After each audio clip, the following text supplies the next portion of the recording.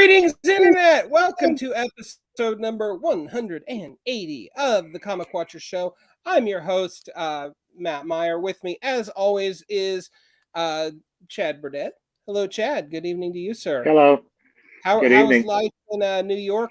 Have you guys unburied from your snow yet? I'm buried, but life is still crazy. Okay. All right. Well, I get it. With us this week, I'm just like way too excited about this. We have the man, the myth, the legend himself, Mike Deodato Jr., legendary artist. Mike, how the heck are you? Welcome to our silly little podcast. Yeah, doing good, doing great. Thanks for having me. Absolutely, man. I gotta say, it's rare that we get to talk to a lot of cool people, a lot of interesting people doing these interviews and stuff. But for me, it's really rare that you get a chance to sit down with just one of your artistic heroes and pick their brain, and it's mildly intimidating. You've had a very long and storied career. You came to prominence in the 90s, and then you went off the scene for a few years, and you came back with basically a whole new style, and left Marvel a few years ago, and you've been boldly striking out on your own since then. Tell us a little bit, and I'm sure you've recounted this story, but tell us a little bit about what led to staking your claim with AWA and Dark Horse away from Marvel. Mm-hmm. Yeah, it was a while. I was thinking about doing creator owned, but never had the time. I tried in Brazil, did an edition with short stories, but I was still with this desire to do something more authorial, more original from my own. And then I tried to do it while I was at Marvel. I tried to do Berserker Unbound while I was still working regular work for Marvel, and I almost died in the in the process because it's too much. A writer can do 10 books a month, but an artist that's almost impossible unless you are Jack Kirby. I can only do one book, and I tried to do 2 books, and it was very hard. That's when I decided, okay, I cannot do both things. I cannot do work for I cannot draw the heroes of my childhood, and I cannot live the dream of my adulthood, which is to do my creator on the stuff. So I decided it was time. I had been working for Marvel alone 24 years. So, okay, it's time. And then that's why I decided to leave. And I started with Dark Horse, and then Axel Alonso had left Marvel and created his own company. And he heard I was leaving Marvel, so he contacted me. Hey, wanna come? And then yes, I trust him a lot. I worked with him at Marvel all those years, and one of my best friends, a creative force, one of the best editors in the market. So it was a no-brainer decision. What after so many years? Oh, go ahead. I'm sorry. Sorry for my English, by the way. Oh, your English is fine. Your English is probably better than mine. So, yeah, it's been a few years now. You've been doing the independent thing.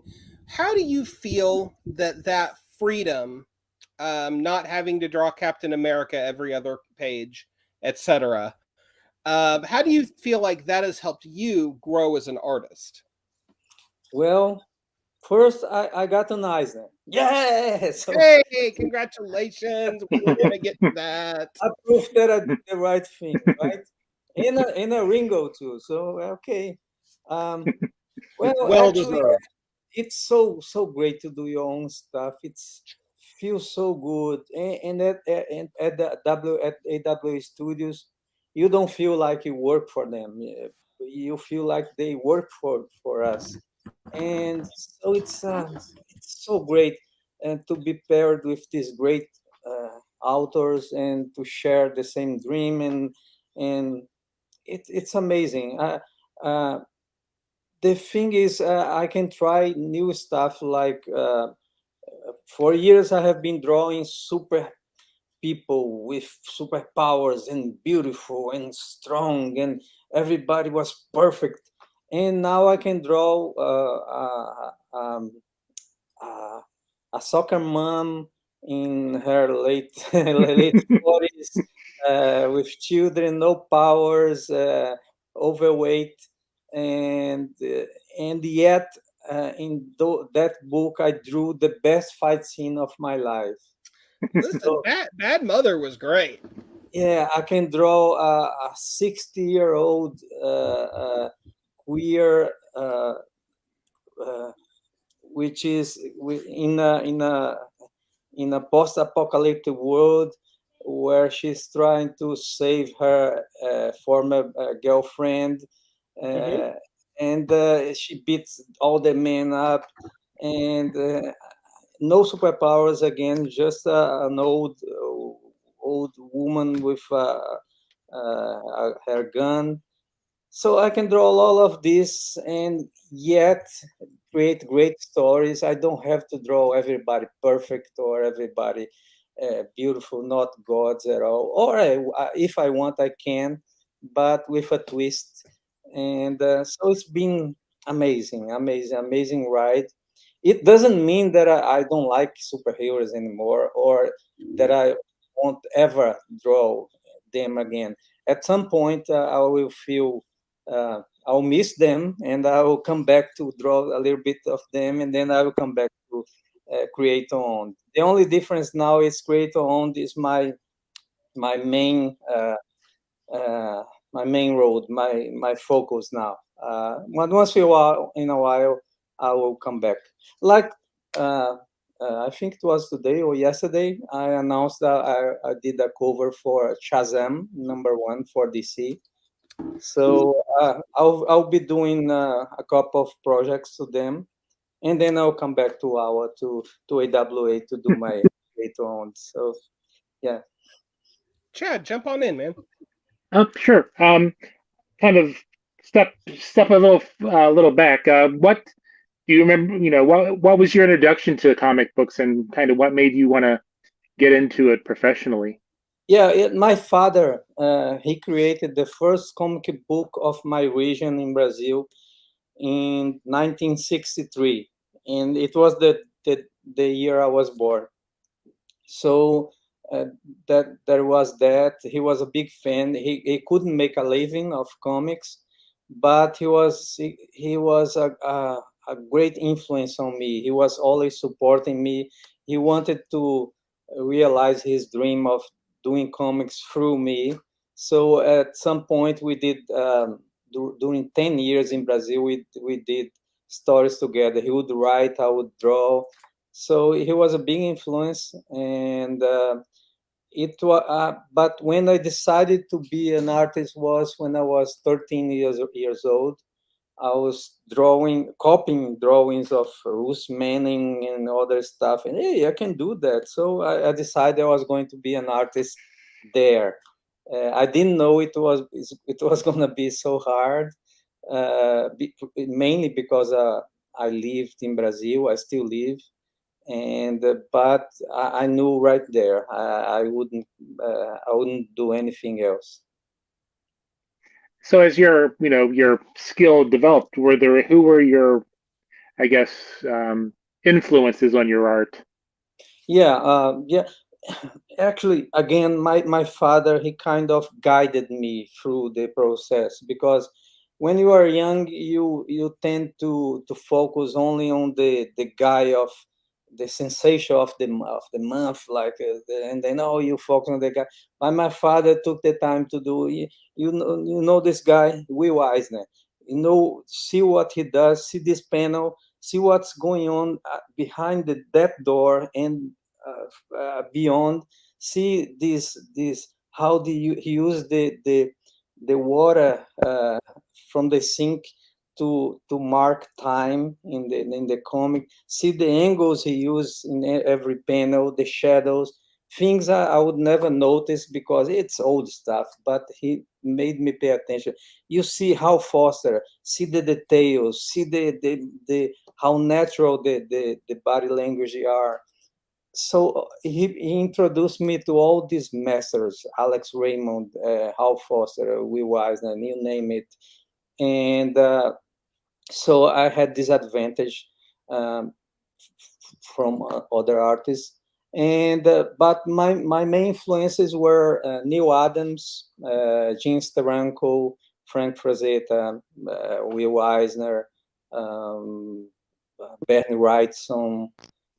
They all are from the same source. Will Eisner, that Wrightson, it's from Frazetta. Anyway, so but these are the main influences in my style. And of course, your style has evolved quite a lot over the years. You've currently got a lot more of a. I hesitate to say photorealistic because I don't quite think that that's the right term for it. But I'm not an artist, so that's probably the closest I'm going to come up with on my own. But what informed your shift in style over the years? It happens naturally, organically. I don't plan. Okay, it's time to change my style. It's not like that. So much that I cannot draw like I did in the 90s. I remember Marvel asked me, "Hey, can you do that cover with that 90s style?" I'm sorry, I can't. It would take a long time for me to do the same thing. So, but what I do is I don't know. I pay attention to new artists. Everything I see that I think it's good, I try to incorporate on my style. When I like an artist, I study him a lot. Like Neil Adams, I spent my life, I know how his work works. And some I studied a lot and I gave up. For example, Eduardo Risso, he has so many solutions for every panel, so many graphic ideas that I just, oh my God, it's just too much. I packed what I got and then I gave up. And but that's the fun part of my work. It's to find new stuff in the study and be excited about that drawing I didn't know, and try to incorporate on my own. And I grow and my style develops while I'm doing that.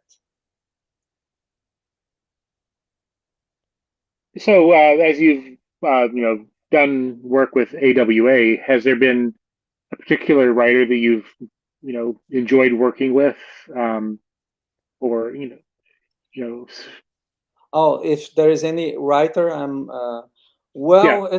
They are so great, man. Some I never heard before. I think Axel, he works like a matchmaker, like he sees, oh, I think you are gonna like this guy, and then he introduces, and then but because I never heard of Jeff McConsey with a chain, but he's amazing. And then Axel brought me his script for Fourth Man, and I was, oh my God, this is genius. So I did it. Same thing with Not All Robots, Mark Russell, and I heard his name, but I never read anything from him. And then I read the Not All Robots, and I was, oh my God, this is a masterpiece. This is a Eisner material. mhm. And I told Axel, I cannot do it because my style doesn't fit it. It should be Dave Gibbons or something with this weird style, more for comical. And then, no, no, no, no, you are fucking Mike Deodato, can do anything. Okay, so you are gonna ground the humor, and he was right. Uh, uh, and then Krista Faust, so great that I did two series with her. She's amazing, amazing. So man, it's hard to choose just one. And I can Stravinsky, imagine. so it's, and right now, Cullen Bunn, never worked with, of course I knew him, never worked with him before. We did now Red Zone. It's a espionage thriller, and it's great. It'll be out in March 1st. Very good. So, what were some of the challenges with the script and the world of Not All Robots? Because some of those characters being robots, of course, they're supposed to look like they've come off of an assembly line to a certain degree. What were your challenges as an artist trying to make sure that each of the robots had their own distinct look and body language? Yeah, it was first. I hate to draw robots. I like drawing, Conan and mountains and jungle and stuff like that. I don't like drawing technology, but you have to eat. So, and but the script are so great, so great. So I had to do it. But I like to challenge myself, and I think I hate myself. So okay, I'm not gonna do the robots with faces, because that would be to keep them more mysterious and a bit more menacing. And but they have feelings. They are robots with feelings. So I have to compensate with the body language. And the body language is something I learned from several influences, but one of them is uh, ah, the name always escaped me. The guy who did Superman with oh my god, uh, well, I forgot. Yeah, um, it was, yeah.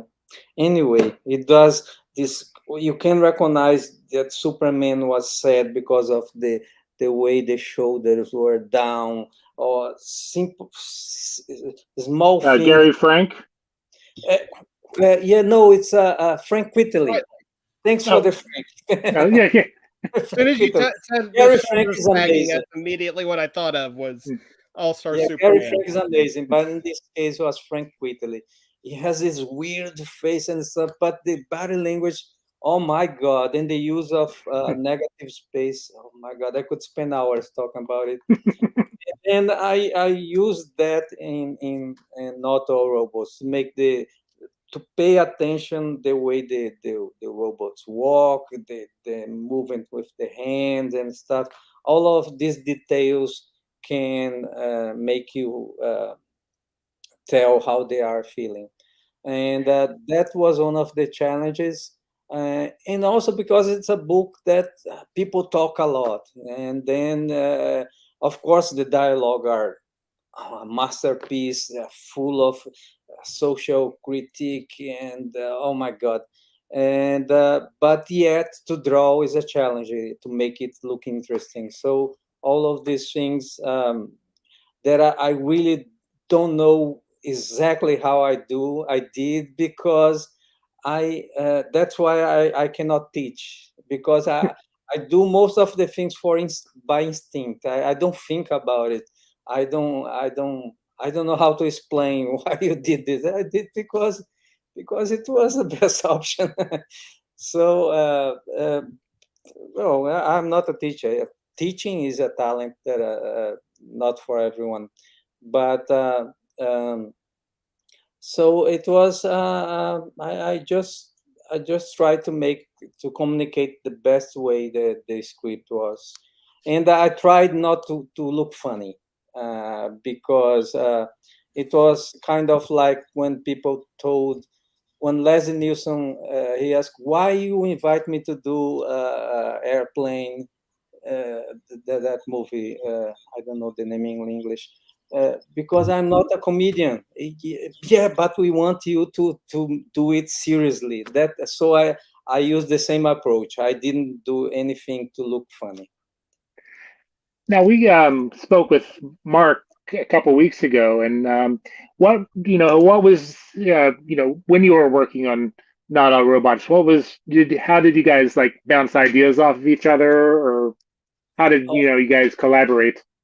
Yeah, actually, no, no, no. I just got a script, and like most of my life doing comics, I think it's for me it's a good thing. I don't like the idea of the writer telling me how to draw a panel.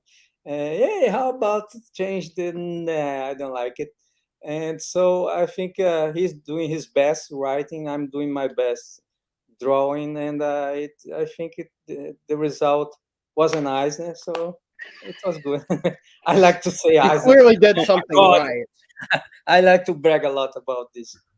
You should, man. I Yeah. mean, you've been around for a minute now, and somehow the Eisner has eluded you up to this point. I can't believe that, but hats off, of course. So, Mark, when like Chad said, Mark had mentioned when he was on a couple weeks ago that he's got some ideas for the next chapter of Not All Robots. Yeah. I've are you part of that process a little more now because you guys are a more integrated team, or is it still? I mean, I realize it's difficult because you're on completely different continents, but are you part of the conversation more? Yeah, no, actually, it depends um, on the connection I have to with the my partner. For instance, with Jeff Lemire, uh, uh, we had great conversation about how Bezika and Baud would go from issue the second and the third volumes. I gave him some good ideas, and one of the ideas I sent him, he said, "Oh, this is great! This is brilliant." And then, like a grown up, I I cut this part and I sent to all my friends. You see, I'm brilliant. You see, definitely me. I told them I'm brilliant, and so I had more freedom to try and give ideas and exchange ideas. I had this idea for how the series would end because I felt more comfortable to suggest things because we started in a different way and we talked a lot via email. So it depends if I have a friendship with the guy. uh, Bendis, for instance, too. I'm a very good friend of his, so I feel free to suggest something. He rejects everything, but I keep suggesting. We have a project that is I don't know, man. I've heard he's a pretty solid collaborator. no, I'm kidding. He is, but he's too busy. Like Jeff Lemire is too busy right now. We have a project that it's shelved for years and years, and it never happens. Sometimes I'm exclusive at some place, and he's at the other place, and someday maybe. So that's it. It depends on the level of friendship I have with the writer to feel comfortable to suggest anything. Because the guys I work with are geniuses. Why they would listen to me? So same thing with the drawings. I don't want them to suggest anything. I'm doing all right, but it depends of the level of proximity I have. Because I'm shy. I'm a shy guy. You are a-okay, my friend. So talking about proximity. I mean, you are in Brazil. What sort Yeah. of challenges does that present? And of course, it's very different now than it would have been 25 years ago. but what are the challenges of being on a whole nother continent, let alone country, than your collaborative partners? Yeah, to be fair, it's very different from last year. For the last 4 years, we had a president that was, believe it or not, worse than Trump. So it was like the Trump's dog. I've been learning a lot about Mr. Bolsonaro there. Yeah. Unfortunately, I learned more than I wanted to. I'm gonna knock the wood. But so it's a very different Brazil now. You are reconstructing everything. So, but yeah, 25 years ago it was hard. First of all, we had to prove to the editors that we were trustable. They had bad experience with Filipinos and Spanish and anything, so we had to prove no, it's a different thing now, and I changed my name so I wouldn't be rejected by editors and readers and everything. And my name actually is Deodato Taumaturgo Borges Filho. And so I changed to Mike Deodato, and there was, of course, we had to send anything via mail, and if you want something faster, you had fax. We got the script via fax. I didn't speak English. I still don't. And we had somebody at the agents to translate for me. So it was everything was made really 4 months in advance. And I never, I would know only if it was a success months later. And I didn't have access to anything. So I was literally walking in the dark, and but it was good. A lot of complaining from editors was filtered by my agents, but it was good. It was great. Chad, go ahead. Yeah. Well, when you're doing, whatever art you're doing, do you have like a set schedule, or do you kind of, whenever you feel in the groove, or do you try to do it every day? Or... Yeah, back at Marvel, I had a schedule, never failed. I believe in be on time in everything, and but in the AWA, I don't remember they giving me any schedule to meet or anything, except for covers, because they had to to have them ready to the catalog.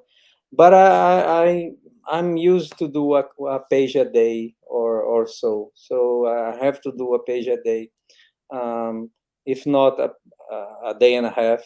But I like to keep this rhythm. I love my work. Years ago, I thought I was a workaholic, but then I took my first vacations. It was 2006, and by the time I was in, it was 30 days. In 2 weeks, I wanted to draw. I was desperate to draw. So, oh no, that's I'm not a workaholic. I need to draw, and then that's when I discovered. And now I know the I feel whole when I'm drawing. That's when I feel when the script is late. I'm nervous. Oh my god, what I do? I don't know what to do. So, but when I'm happy is when I'm on my drawing board on my computer working. It's something that makes me feel good. And do you work? No, or do you work with Are you working digitally? Have you kind of switched to digital, or are you still working kind of And with? so I switched to digital. I work with iPad Pro. I feel comfortable with. I use that Clip Studio Paint software. Very good. And but recently I decided to come back to do some stuff in on paper. This cover I mentioned for Chase and Number One was did on paper, and man, I miss the smell of the Indian ink. Is so good. Well, not having my fingers black is not good, but you see, I have all this stuff here. Everything is so messed up, but it's so great to feel the paper and stuff. I like both ways. Digital makes me faster, but uh, uh, paper, there is this pleasure to work with the tension of you cannot you cannot make a mistake. Like in digital you can use Control Z, there is no Control Z, and so there's this tension, and so I like both ways. So I know you've done predominantly work at Marvel and of course now Dark Horse and AWA. But you mentioned earlier in the interview that you've done a Shazam cover. Do you have any bigger DC designs right now, or anything of that nature, or is it just kind of like a one-off? Yeah, actually I have, but they haven't announced it yet. But it's big, it's big stuff, and but I cannot talk about it for now. Just this. Okay, no Awesome. worries. I was just curious because I know you've done things at DC here and there over the years, Yeah, but never just like the big marquee project. You know what I mean? I mean, I'd kill to see you draw Green Arrow or Batman in like an ongoing capacity. yeah. Um, you It know, was what happened was there was this project I was going to do at AWA Studios, but for reasons that me or Dan couldn't control, the project fell off. And then I said, "Hey, no worries, I'll go do something for DC, and then in a couple of months I'm back." And they okay, and that was it. I talked to my agent Joe Prado. Hey, can you see anything at DC? And then they were very happy to having me. And Discover was the first one, and I was reunited also with um, Patricia Muvhill, the colorist of my Wonder Woman run. So it was hell of an great. artist I in was her so own right. happy. I love her work, and it was, oh my God, 1994. So, and it's more than 20 years I have done a cover for DC, so it's everything. I feel very good about it. I can't wait to announce my big project for them. Chad? Oh, yeah. So, are there any, characters that you haven't worked with, or even creators that, you haven't worked with that you would really love to do a project with? Oh my God, so many. Um, oh man, there's so many. Frank Miller, Neil Gaiman, Alan Moore, all the three gods, and a lot of characters.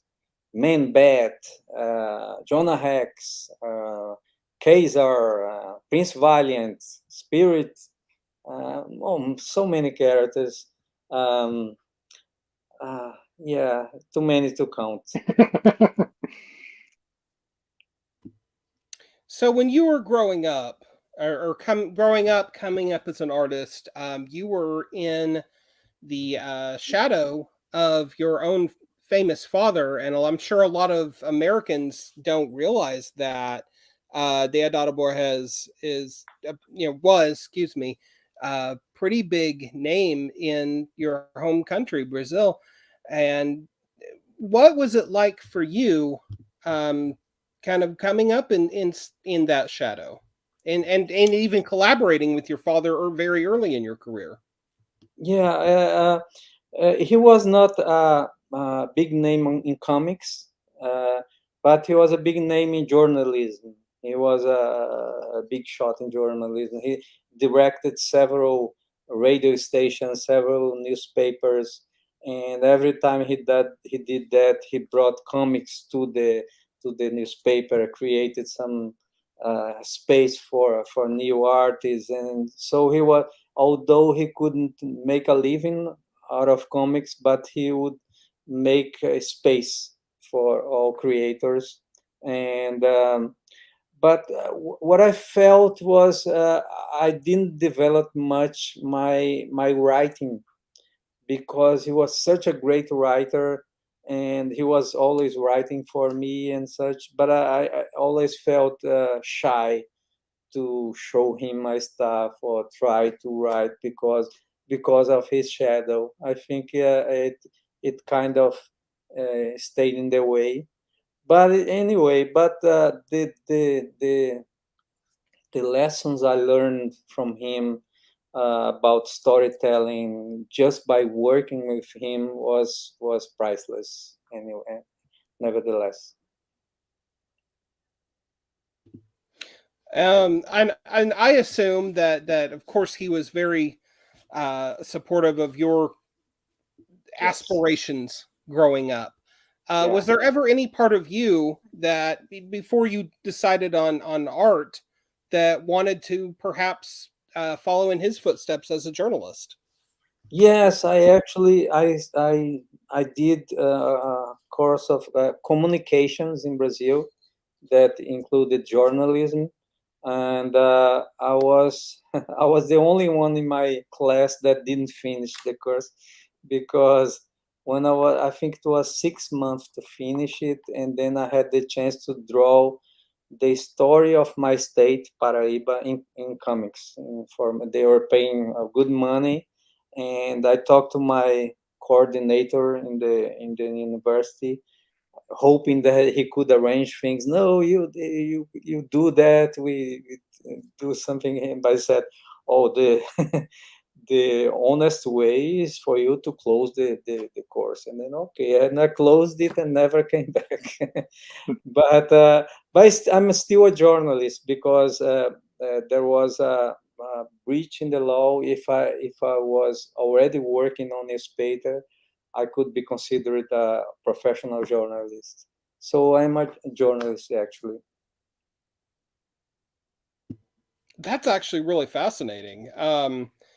Have you ever had the opportunity to lend your skills to a medium like in some form of print journalism that we may not be aware of here as much? Yeah, I worked years in journals, in newspapers. Um, uh, Actually, in two newspapers in my city as cartoonist, illustrator, and I don't know the name. I don't know the name in English. The guy who calculates how the image will go in the page, the visual of the page. I don't know the name in English, but so and I could write too. I wrote some stuff, some columns, and some articles. So yeah, I did work, but the money was so bad, so it was ridiculously bad. So as soon as I started doing professional work for comics, I left all my. I had. I worked in two newspapers and advertising agents. As soon as I started getting money, I asked for to leave all of the three jobs, and I stayed just doing comics. That's a that's still a really fun career arc, you know. How, Yeah, I actually learned a lot of stuff in sure. these jobs that I used on comics. Even for instance, the airbrush technique I used to draw the Beauty and the Beast for innovation. I learned at the advertising agent, so it was a good experience. A lot of good transferable skills. Yeah. Oh, so I don't know. Maybe this is harder for you to talk about. I'm not sure, but do you feel that under uh, the current president Lula da Silva, do you Mm. feel that journalism is going to be able to be a little bit more free and independent than it was under Jair Bolsonaro? Oh, certainly. Everything is gonna be free. Yeah, he's already have. There is two newspapers, big newspapers in Brazil that already going after him. Even he doing nothing wrong, but they are already uh, uh, talking bad shit about him. Yeah, that's journalism. That's freedom. Uh, Yeah. but bad journalism too. Anyway, but yes, no, everything's gonna be better. It's already being better because Bolsonaro was. Oh my God, there is no way to describe that freak motherfucker. I'm sorry, but No, you're fine. I mean, the dude is Trump on steroids. terrible. It was genocide. The amount of bad things he did. But the worst part, it was to discover that 50 million Brazilians voted for that freak, and everybody knew what he was all about.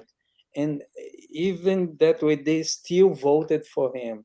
Friends of mine, family, comic book friends of mine, they are all fascists. I didn't know Brazil had so many fascists, and it was sad to watch this, but we won, and things are going to be better now. Do you feel that along with that greater freedom of journalism, there's going to be a greater freedom of artistic expression? Because it's my understanding that, of course, arts under Bolsonaro were also severely clamped down upon, and Yeah, as with any good strongman fascist, the arts were held suspect. yeah, there was no censorship like in the days of the dictatorship that we Okay, had in okay, Brazil for 20 years. I stand But corrected. there was the complete abandon of all incentive for arts in Brazil during these 4 years. It was like they hate arts, they hate science, they hate it. So all the money destined for this stuff for education was put aside. So it was a tremendous. Uh, Brazil walked back years because of Yeah. that, but there was no censorship per se. Okay. Only the complete abandon of all kind of art forms by the government. Well, Chad, we don't know anything about things like that here. No, Uh, never. It's all lollipops and fairy dust. yes, absolutely. So, but, Go on, Chad. um, forgive me if you've done this, but because I didn't have a chance to really look. But have you written anything for comic books, or if you have you ever got the bug to write your own and draw the story all Uh, yourself? yeah. Oh, yeah. I did some couple. I started doing all by myself, by my the fanzines and stuff. In 2014, I did a book called Quadros, that means panels. In Brazil, it's full of, there is 14 short stories, very particular, very, with everything I think about the world and everything's very private kind of stuff. And I'm very proud of this book. I did some cartoon kind of stuff. It was short stories, cartoons I did for my family that I got it published too. But I still feel I have something to say. but it's hard to compete with. I go to AWA studio with the wish of doing everything, the story and the art, and then he comes with Straczynski, with all those guys, and then how can I compete? It's unfair for the reader and for myself to miss the opportunity to create something with them. It's so it's I I don't know. Yeah, I have a project that I showed to AWA Studios with a friend of mine. I create the story and I asked him help because I can write a short story. I do it very good, but if I have a longer story with subplots and stuff, I it gets complicated for me. So I asked for help for this journalist friend of mine, Rodrigo Salem, who wrote very good, very good, and we presented the pitch for AWA, and maybe they get it, and then I'll be forced to to do something. I don't know. Have you ever done any work in cartoons or film storyboarding or anything like that? Or have you ever considered it if not? No, no, I have no desire. I would love to see a cartoon if a studio adapted my style to a cartoon. I don't wish to participate on doing anything, but I would love to see my style made in a cartoon with my style. It would be great to see. But I have no desire to do storyboards or anything. I like comics. I like creating comics. That's what I like. Uh, I like being poor. I don't want to be rich. I have tried to do covers for rock bands. I did some other stuff. I did also did storyboards, but it's not the same. Sure. Comics is my thing. I don't want to illustrate. I like illustrating. I like painting, but comics is what I want to do. What is it about comics that is so alluring to you? The the Yeah, the the I think it's style and the visual the language. control you have. You are the director, the actor, the guy who takes care of the of clothing, and you do everything. Everything is under your control, uh, and I like that.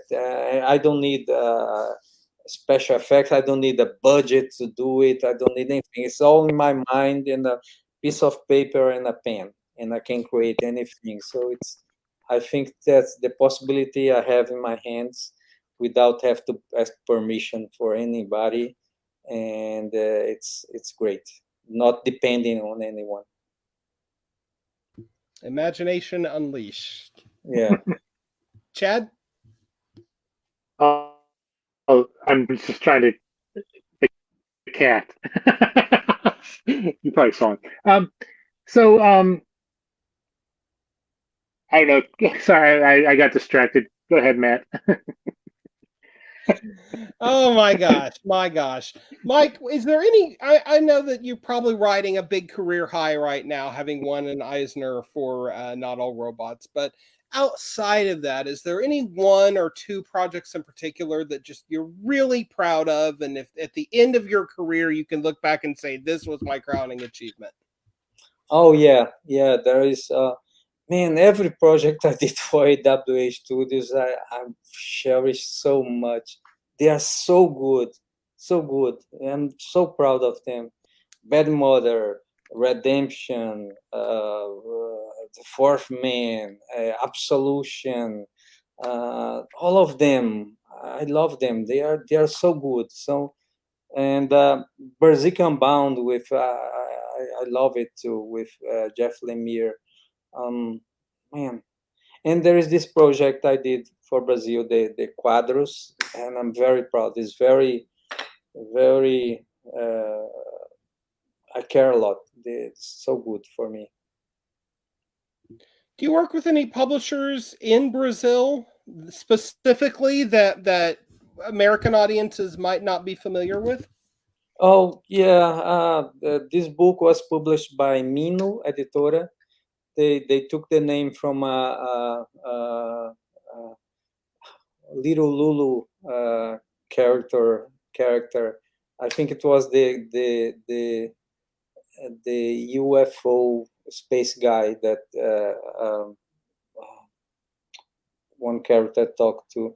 But anyway, Mino, there's a lot of small publishers in Brazil. Some of them republished stuff from AWA Studio, like Script Editora, Comic Zone.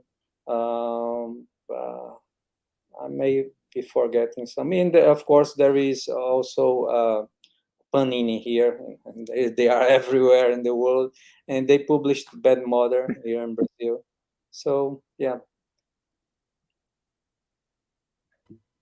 That's so exciting, man. I hear you speak so passionately about Brazil and your homeland, and there maybe about 15, 20 years ago, there was just this explosion of artists from South America that made it big. You mentioned Eduardo Risso and so many more. Is there a particular art scene in Brazil, Argentina, just sort of a bunch of guys that happen to know each other? Or is there just a wealth of untapped talent that we American audiences just don't know about? Yeah, there's so many talents in Brazil. So many, so many.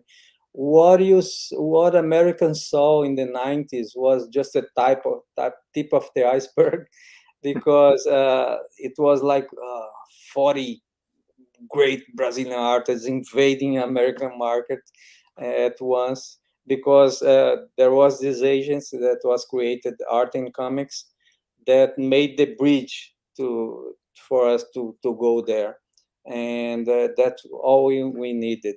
So you got Roger Cruz, a lot of great artists, and but I don't know. Every country has their talents. Argentina is full of great talents. Eduardo Risso, José Luis Salinas, the old master. So many Filipinos, also great artists there too. So many French guys too. The Italian, so many great artists. So it's I love discovering new new talents and to study their work. I get so excited when I get a book from Bonelli, and there's lots of artists I had never heard of. Amazing talent, amazing storytelling, and so it's all exciting. So, is there anybody we should be on the lookout for? Oh my God! Well, in Brazil there are so many, and they are my friends. So if I forget, they will be mad at me. But from here in João Pessoa, the city I live, there is a guy called Chico. Oh, he's a master genius, actually. And I almost made a mistake to bring him to Marvel back years ago. Uh, my agent was giving a lecture here in my city, and all these young artists wanted to work for Marvel. And I was there trying to convince him to do, oh, you have to go to Marvel. And it was good. It was going to be a great mistake, big mistake, because he's a fantastic creator. He did so many creator owned stuff, so many crazy stuff, that it would be the worst decision of his career. And I'm glad I failed. That's awesome, man. So we're approaching our hour. Chad, did you have any further I questions for Mike? I was just going to say, I mean, we covered a lot of ground here. We Was there definitely did. anything that maybe you wanted to let people know about, or where people can find you if you're on the social media? Oh yeah, yeah. All my social media is Mike Deodato something. So I'm on Twitter, I'm on Instagram and Facebook, basically. I also in Tumblr and other stuff. And yeah, March 1st comes Red Zone. Uh, this guy here. Oh, this is Vince Cassell, the actor. He's a Instagram friend of mine. So every time I have the chance, I put him on a book of mine. Oh, that's And, cool. So and you said you're working with Cullen Bunn on that one. I'm probably oh not going out on a much of a limb thinking it's a horror story. yeah, that's he kind of go in another direction here, and it's a espionage story, but a lot of very weird foes he got there. Very fun story, a lot of action, and it's March 1st on the shelves. And besides that, yeah, yeah, there is this project I cannot talk Secret about. DC thing we can't talk about. I know. I know. So I got one more question for you. This is one of those things that just kind of been a head scratcher for me over the years. Sometimes your work is credited or signed as Mike Deodato, and other times Mike Deodato Jr. And I'm Oh just yeah, curious if there's a rhyme or reason behind that. yeah, it was because it's a fake name, right? My Sure. name is the name of my father is Deodato Taumaturgo Borges, and my name is Deodato Taumaturgo Borges Filho. That means son or junior. Mhm. And so because of uh, we had to create a name, and then okay, Mike Deodato and Junior, because your father is an artist, so let's put it Junior. Also because when I was working for innovation, there was a chance for me to draw another book besides the Beauty and the Beast. There was a Quantum Leap book that I wanted to Oh. draw, and they wouldn't give me because they thought I wouldn't have the time to do. I wasn't fast enough. Then my agent lied to the editor, saying, "Oh no, but this one can be drawn by his dad, Mike Deodato Senior." So, but so I was drawing the both books, but they thought it was my dad. So that was one of the reasons of the junior. Whoops. But years later, the editor became my agent, so I told him the real story. So you are good friends. David Campiti, the guy. By the way, Kickstarter with JD Warriors. It's a character we both created, and we did Okay. a luxurious edition is there on Kickstarter. Anyone who wants to go there and collaborate, yes, kaching. That's awesome, man. How you liking Kickstarter life so far? Oh, It's I don't, definitely I don't, changing the industry yeah, in I love it. interesting I ways. love the idea. I love the idea to shifting powers, to giving the power to the artists, taking it off the editors. I love it. Sure, Make sure. the connection with the readers amazing. Stuff like Substack they are doing with these newsletters also great, giving power to the creators. I love it. All everything like that. Uh, but I don't get close to this stuff. I don't get my hands dirty because I don't have the time. So Dave Campiti take care of everything, the boring part. So I just draw. So you get to kick back and just draw, man. That's so awesome. You know, if I've taken one thing away from this conversation, Mike, I think it's that your father was a hugely important impact on you and your work and just who Yeah, you are. yeah, And unfortunately, you belated condolences. You lost him almost 10 years ago now. But yeah. do you, what what do you think he would say to you with regards to your career trajectory now Oh and the man, work you put in? my father was like this. He would call me, and then he would say, hey, my son, how are you doing?" In a way very fake, you know. what are you drawing? Captain American. And then I would understand, oh, there is somebody in his side and he's showing off, oh, you are drawing Captain America. So he was very proud of me all the time. And every time he could, he would say, oh, my son draws this and that. And I would realize, oh, yeah, I'm drawing that. Okay, my son, very... So that was him, and he would be proud. He would be actually very excited now because I'm drawing one of his favorite characters, Shazam, Captain Marvel, actually. Yes, yes, absolutely. Get that right. So he would be, oh my God, this is great. He would be very, very happy. That's awesome. Well, Mike, we're very happy and very humbled to have gotten to talk with you for this past hour or so. Like I said at the top, we get to meet a lot of cool people doing this gig, but it's really rare that I get to talk to one of my favorite people in comics and talents. And thank you so much for everything that you've given myself and fans all over the world throughout your career. I can't wait to see what you do next. I can tell when I told him that we'd be interviewing you. He, I could even if it was over Slack, I could just see his face light up. Yeah, most definitely. So thank you. Thank you. Everybody, Mike Deodato Jr.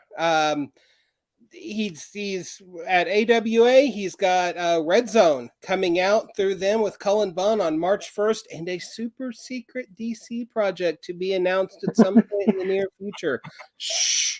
Until next time, we remain the Comic Watchers, and this is our show. The world can be a tough place, but it doesn't have to be. Get out there, do something good, read something awesome.